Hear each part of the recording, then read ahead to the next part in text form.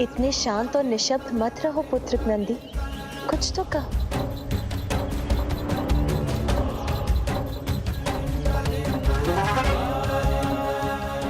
शिव शिव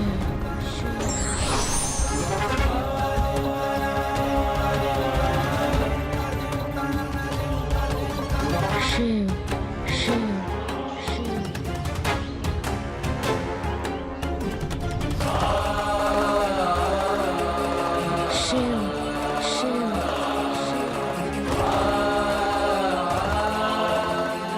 तुम्हारे मुख से प्रभु का नाम सुनकर मैं अत्यंत प्रसन्न हूँ पुत्र, किंतु तुम्हारे प्रभु यहाँ नहीं। वो तो तुम्ही से भेंट करने वैरागी का रूप धारण कर निर्जन स्थानों पर भ्रमण कर रहे हैं पुत्र।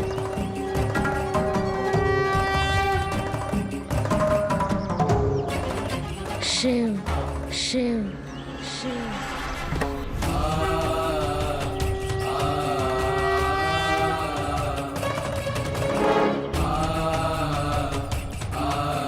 शिव शिव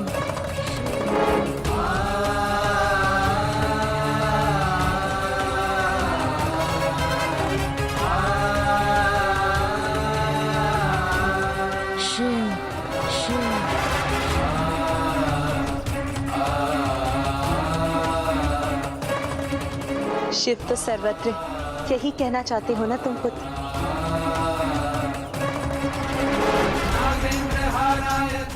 शिव शिव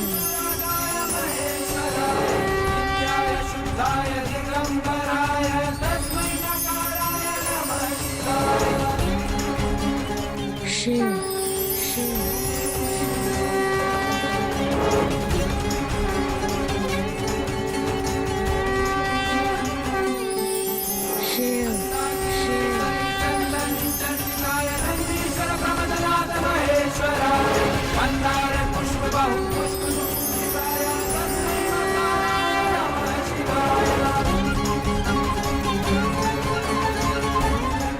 अद्भुत।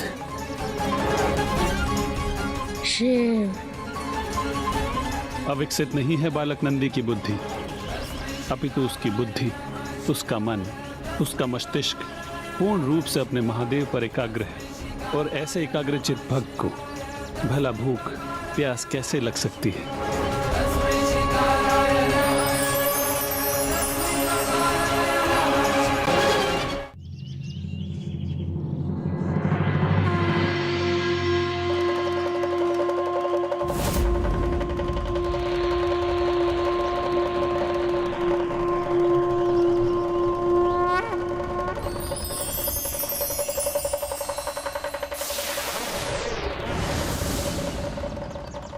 तुम उचित कहते हो, इस समस्त संसार शिव ही, ब्रह्मांड के कण कण शिव ही।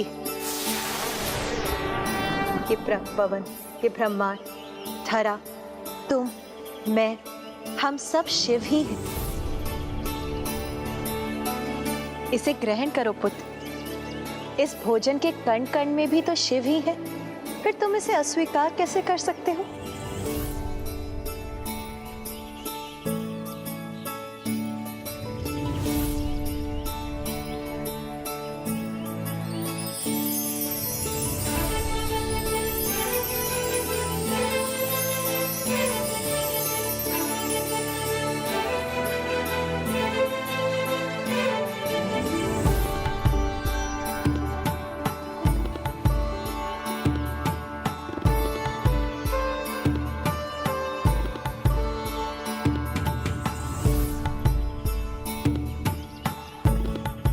एक और लड्डू दीजिए ना माता।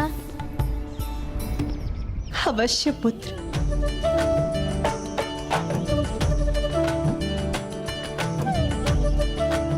अर्थात माता के हाथों से प्रथम भोजन स्वीकार करते ही नंदी जी की शांत जिह्वा को स्वर प्राप्त हो गया।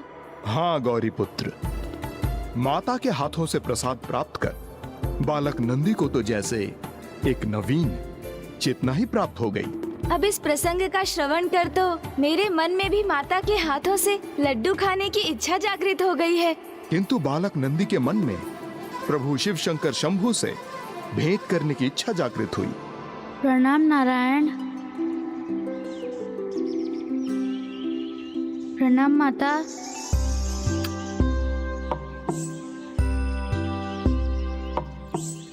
मेरा अहोभाग्य है कि मैं आप सभी के दर्शन प्राप्त कर पाया। किंतु माता, आप सभी यहाँ आए, महादेव नहीं आए। वो भी तो यही थे, उनके पीछे पीछे मैं तो यहाँ आया था। मुझे बताइए ना, कहाँ है मेरे प्रभु? मुझे उनसे भेंट करनी है, उनके दर्शन करने हैं। फिर क्या हुआ लंकेश? फिर माता ने क्या कहा?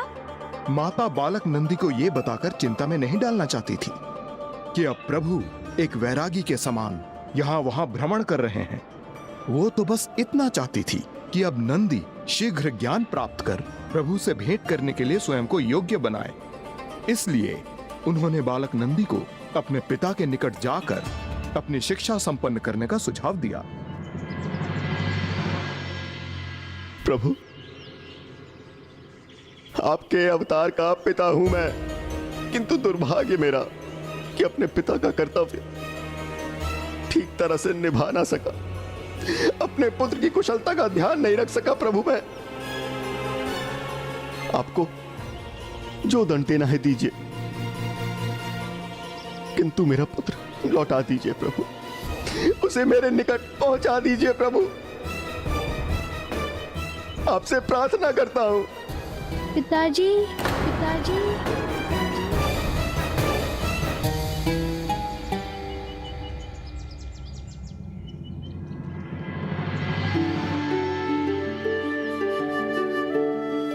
पिताजी, मैं लौट आया। नंदी पुत्र, नंदी तुम सकुशल हो?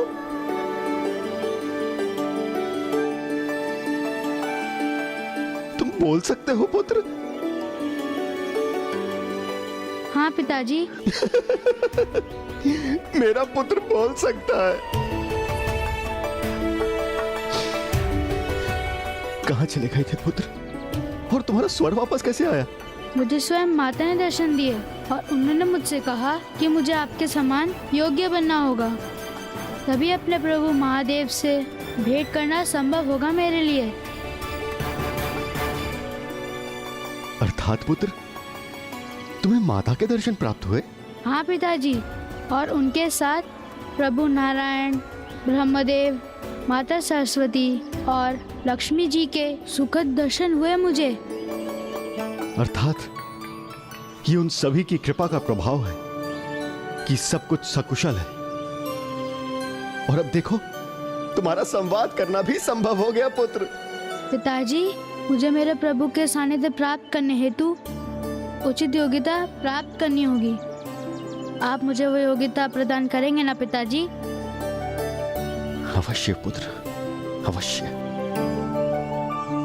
ये तो मेरा परम दायित्व है। फिर तो ऋषि शिलाद ने समस्त शास्त्रों अर्थात सभी वेद पुराणों का ज्ञान प्रदान कर नंदी जी को सर्वथा योग्य बना दिया होगा। हाँ गौरी पुत्र, जिन नंदी को सभी अविकसित वृषभ बुद्धि मान बैठे थे, वो तो उत्तम कोटि के विद्यार्थी प्रमाणित हुए। शिक्षा आरंभ करने के कुछ सप्ताह उपरांत अत्यंत अल्प समय में उन्होंने समस्त ज्ञान प्राप्त कर लिया। आओ पुत्र, मेरे निकट आकर बैठो।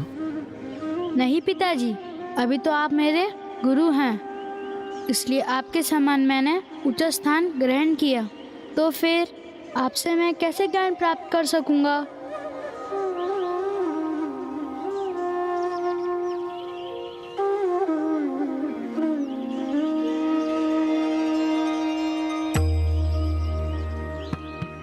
हे गुरुवर, मुझे और ज्ञान प्रदान करने की कृपा करें। पुत्र, पिछले कुछ दिनों में तुमने समस्त वेदों के ज्ञान को ग्रहण कर लिया है। आज ये अंतिम पाठ आत्मसात करने के उपरांत तुम्हारी शिक्षा पूर्ण हो जाएगी।